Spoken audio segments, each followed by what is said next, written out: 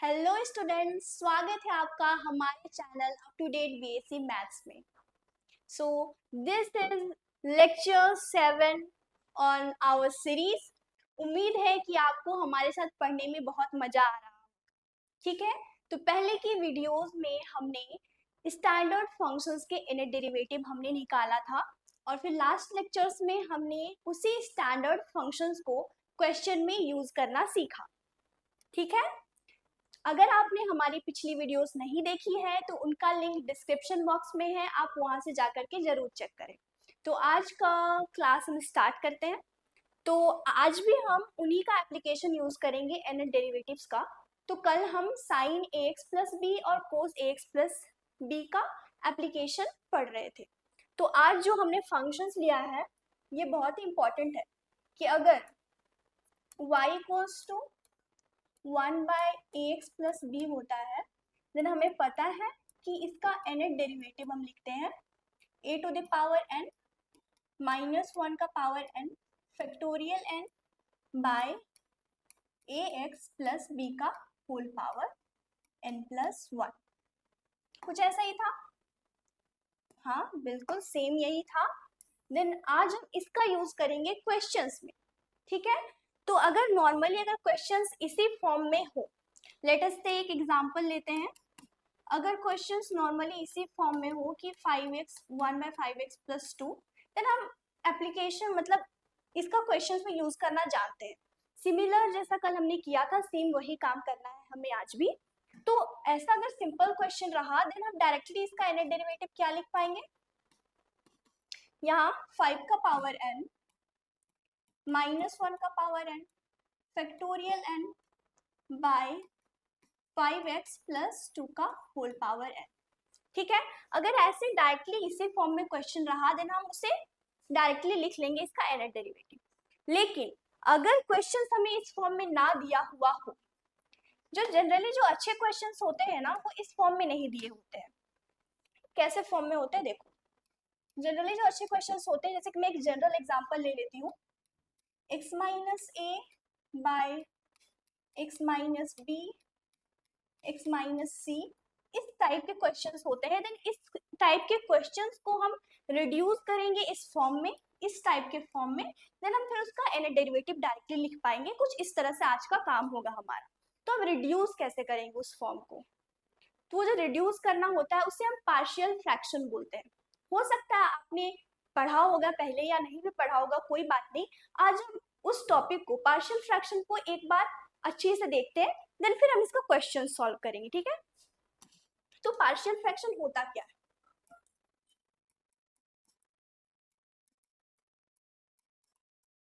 तो partial fraction दो types का होता है। पहला है प्रॉपर पार्शियल फ्रैक्शन और इम्प्रॉपर पार्शियल फ्रैक्शन।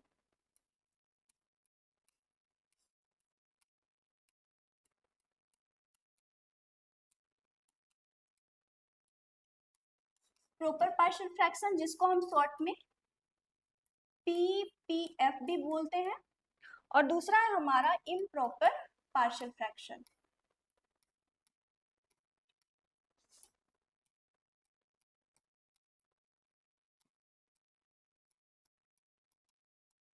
जिसे हम शॉर्ट में आईपीएफ भी बोलते हैं। तो जनरली हमारे क्वेश्चंस में प्रॉपर पार्शियल फंक्शंस ही होता है, हम इसी को सॉल्व करना जानते हैं। ठीक है, जो हमारा मेथड होता है वो इसी के लिए होता है। ठीक है, तो अगर हमें कहीं भी दिया हुआ हो, हमें कहीं भी px बाय qx के फॉर्म में दिया हुआ हो, ठीक है, यहाँ पे px और qx जो होता है वो पॉलिनोमियल्स होते हैं।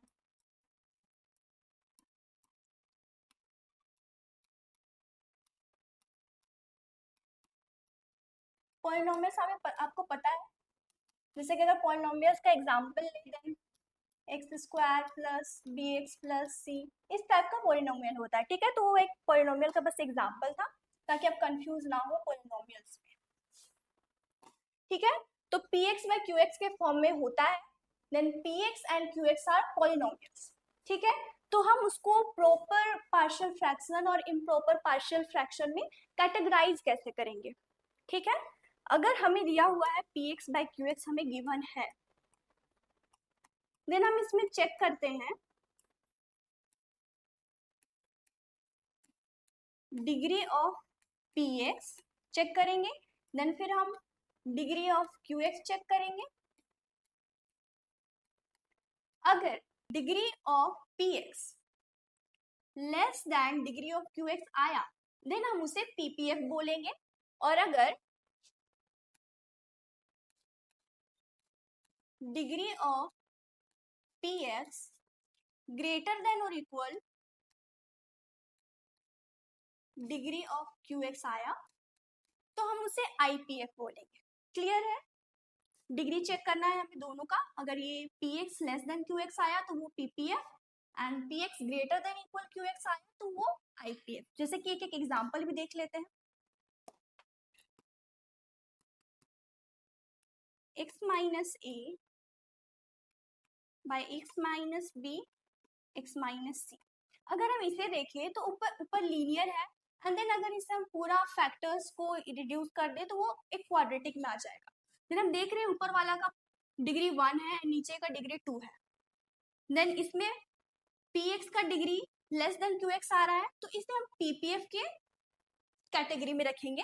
और अगर हम इसके लिए एग्जांपल लें तो x minus a x minus b by x minus c।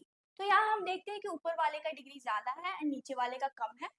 और अगर इक्वल के लिए इक्वल डिग्री के लिए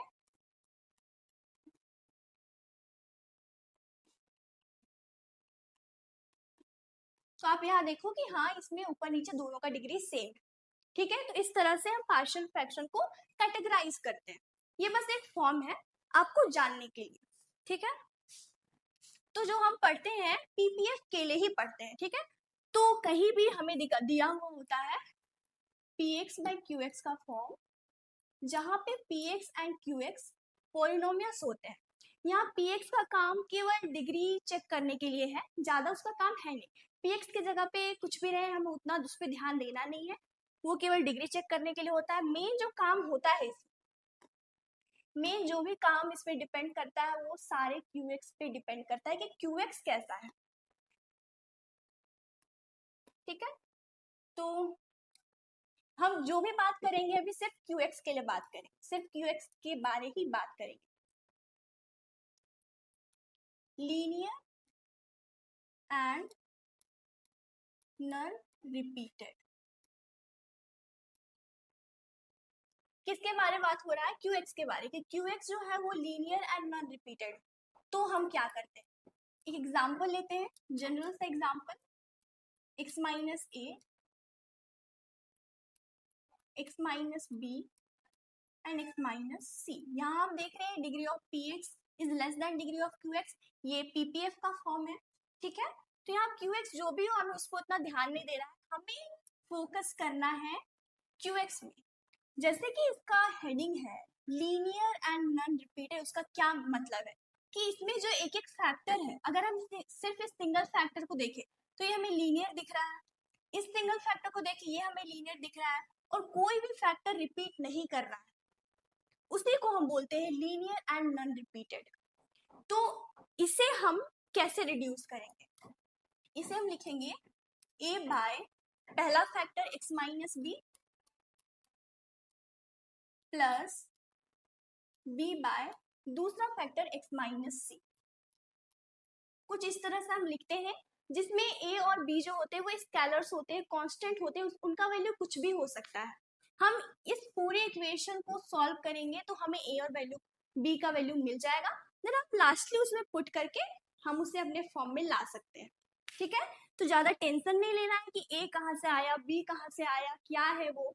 बस आप इतना ध्यान रखो कि a और b इसमें कांस्टेंट है, जिसका हम वैल्यू आराम से निकाल सकते हैं, और कैसे निकालेंगे वो आपको क्वेश्चंस में पता चलेगा। ठीक है, तो ऐसे होता है लीनियर एंड नॉन रिपीटेड। तो आपको बस अभी इतना ही जानने का जरूरत था, देन इस पे हम क्वेश्चंस करते हैं तो और ज्यादा क्लियर होगा। तो इस पे हम क्वेश्चंस लेते हैं कि फाइंड y n। अगर हमें y इक्वल्स टू दिया है 1 by x plus 1 and x plus 2। ठीक है, ये हमारा पूरा क्वेश्चन है। तो हमें गिवन क्या है, हमें गिवन है y equals to 1 by x plus 1 into x plus 2। Then यहाँ आप देख पा रहे हैं, मैंने जैसा कहा कि हमें px के बारे टेंशन लेना ही नहीं है, वहां कुछ भी हो, ठीक है, वो बस डिग्री देखने के काम आता है। ठीक है, तो इसे अगर हम देखें तो degree of px less than degree of qx है, देन ये ppf के फॉर्म में है। देन हाँ, हम आगे का काम प्रोसीड कर सकते हैं। अब फिर हम देखते हैं कि नीचे जो है ये एक फैक्टर पूरा लीनियर है, ये एक फैक्टर पूरा लीनियर है एंड देन ये रिपीट भी नहीं कर रहा है, तो इसे हम बोलेंगे linear and non repeated form, है ना। तो उसे हम कैसे लिखते थे, देन हमारे पास गिवन है, क्योंकि हम इसका इन्हें डेरिवेटिव निकालना नहीं जानते हैं, बस इसी वजह से हम इसको रिड्यूस कर रहे हैं, और वो भी पार्शियल फ्रैक्शन का यूज करके। उससे हमारे क्वेश्चन सॉल्व नहीं होते, बस उसका सिंप्लीफिकेशन हमें मिलता है, और लास्टली तो हम आंसर अपने कॉन्सेप्ट से ही लिखेंगे। तो इस टाइप के फंक्शंस को हम लिखते थे a by first factor that is x plus 1 plus b by second factor x plus 2। ठीक है, अब हमें a और b का वैल्यू चाहिए कि वो है क्या। तो इसका नेक्स्ट स्टेप हम क्या करेंगे, ये पूरा हम एलसीएम ले लेंगे।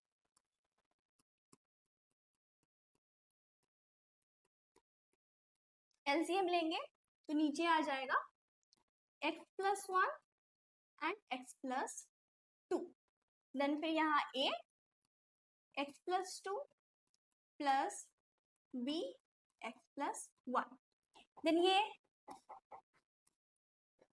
आप देखो यहाँ नीचे वाला टर्म पूरा कैंसिल हो रहा है दोनों साइड से। देन फिर क्या मिल गया हमें, 1 equals to a x plus 2 plus b x plus 1।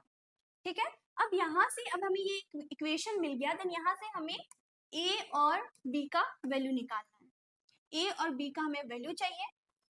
ठीक है, तो ये हम करेंगे कैसे, अगर हमारे पास दो इक्वेशंस गिवन होते हैं और हमारे पास टू अननोन्स होते हैं, हमें दो अननोन्स का वैल्यू भी निकालना होता है, दो इक्वेशंस गिवन भी होता है, तो हम उसे आराम से निकाल देते हैं। ठीक है, लेकिन हम यहाँ देखते हैं कि यहाँ इक्वेशन एक है, इक्वेशन एक ही है, और हमें दो अननोन्स का वैल्यू भी निकालना है।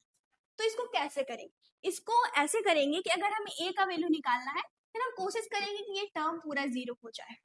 अगर ये टर्म जीरो हो जाएगा तो हम a का वैल्यू फिर डायरेक्टली लिख पाएंगे, और जब हम इस b का वैल्यू निकाल रहे होंगे, फिर हम कोशिश करेंगे कि इस a वाला टर्म जीरो हो जाए। ठीक है, इसको देखते हैं कैसे करते हैं। तो फर्स्ट हमें a का वैल्यू चाहिए, a का वैल्यू चाहिए, फिर हम कोशिश करेंगे कि ये b वाला टर्म जो है वो पूरा जीरो ही हो जाए। ठीक है, तो हम इसमें क्या करें कि ये b वाला टर्म जीरो हो जाए। अगर हम x के जगह पे -1 पुट कर दे, तो -1 प्लस 1 वो जीरो हो जाएगा, तो ये पूरा टर्म ही जीरो हो जाएगा। ठीक है, क्योंकि यहाँ इक्वलिटी साइन है, ये एक आइडेंटिटी की तरह बिहेव कर रहा है, तो हम x की जगह पे कोई भी वैल्यू पुट कर सकते हैं। ठीक है, तो हमें a का वैल्यू निकालना है, देन हम इस टर्म को जीरो करना चाहते हैं, और ये जीरो तभी आएगा जब x का वैल्यू हम -1 रखें। ठीक है, तो हम करेंगे ऐसा कि हम पुट करेंगे x इक्वल्स टू -1, तो हमें क्या मिल जाएगा, यहाँ लेफ्ट हैंड साइड में तो 1 है, then 1 equals to a -1 plus 2 plus b -1 plus 1। ठीक है, यहाँ से 1 इक्वल्स टू ये 1 आ जाएगा, तो a प्लस ये 0 हो जा रहा है। तो देखा आपने हम कैसे a का वैल्यू निकाले, तो a निकला a का वैल्यू, वैसे ही सिमिलरली हम b का वैल्यू निकालेंगे। तो जब हम b का वैल्यू निकाल रहे हैं, ठीक है, b का वैल्यू निकालना चाहते हैं, तो हमें किसी भी तरह इस a वाले टर्म को जीरो करना है।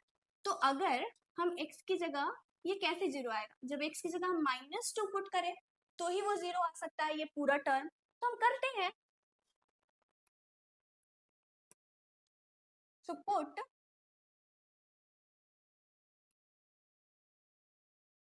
Put x equals to -2, then हमारा लेफ्ट हैंड साइड तो 1 ही है एंड a -2 + 2 प्लस b -2 + 1, ठीक है, that is equal to a, ये पूरा टर्म 0 हो गया, प्लस b इंटू ये -1, तो हमें क्या मिल गया, b इक्वल्स टू -1 मिल गया।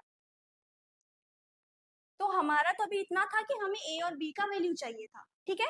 अब गौर से देखो हमने कैसे निकाला, ठीक है, a और b का हमने वैल्यू निकाला, देन a और b का वैल्यू हम इस इक्वेशन में पुट करेंगे, इस इक्वेशन में पुट करेंगे, ठीक है। नेक्स्ट पेज पे ये काम करते हैं, a का वैल्यू हमारा 1 आया एंड b का वैल्यू -1 आया, देन हमें क्या मिल गया, 1 बाय हमारे फैक्टर था x + 1 एंड x + 2, जहां से a का वैल्यू हमारा 1 आया तो 1 बाय x + 1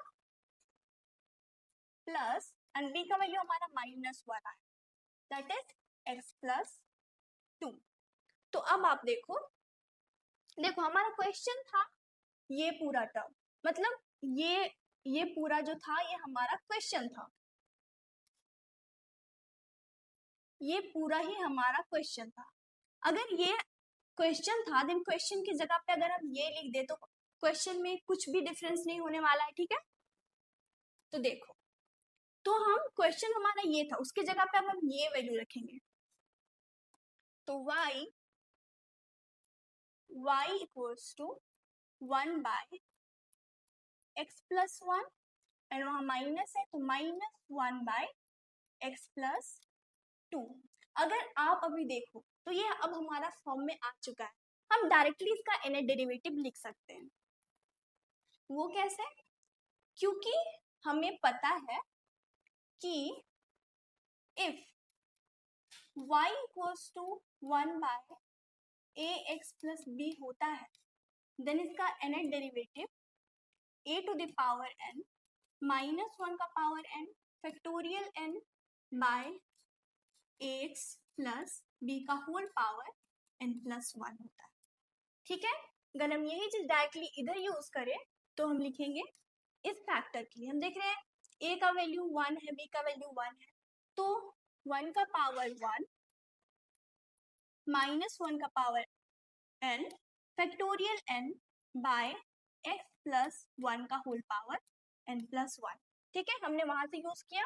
फिर माइनस, यहाँ भी a का वैल्यू 1 है, b का वैल्यू 2 है, तो 1 टू द पावर n -1 का power 1 factorial n by x + 2 का होल पावर n + 1, यही हमारा आंसर है ना। यहाँ 1 का पावर n को हम 1 कर लेते हैं, देखा कितना आसानी से हमारा आंसर निकलता है, बस हमें था कि हमें फॉर्म में लेकर के आना था। -1 का power n factorial n by x + 2 का पावर n + 1, तो यही है इस क्वेश्चन के लिए रिक्वायर्ड सॉल्यूशन, ठीक है, और ये है रिक्वायर्ड आंसर, हाँ ठीक है। तो इस तरह से आप कुछ भी क्वेश्चन रहा आप आसानी से निकाल सकते हो, ठीक है, कुछ भी क्वेश्चन रहा आपका इसी फॉर्म में क्वेश्चन रहेगा, देन मैं आपको कुछ होम टास्क दे देती हूँ कि आप करोगे क्या क्या खुद से, ठीक है, आप ये कर लेना, आपके फायदे के लिए ही है। तो first y equals to 2 by x + 5 and 2x + 3, और दूसरा question y equals to x by x + 1 and x + 2। क्योंकि आप अब क्वेश्चंस बनाना सीख गए हो, आपको यूज करना आता है, देन एक सॉल्यूशन आपके लिए काफी था एंड ये दोनों क्वेश्चंस आप अपने से बना लोगे, ठीक है। तो अब नेक्स्ट क्लास में हम आगे की टॉपिक्स कवर करेंगे। तो आपको अगर वीडियोस अच्छी लग रही है देन हमारे वीडियोस को लाइक करिए, चैनल को सब्सक्राइब करिए, अपने दोस्तों को भी शेयर करिए, ठीक है। Thank you.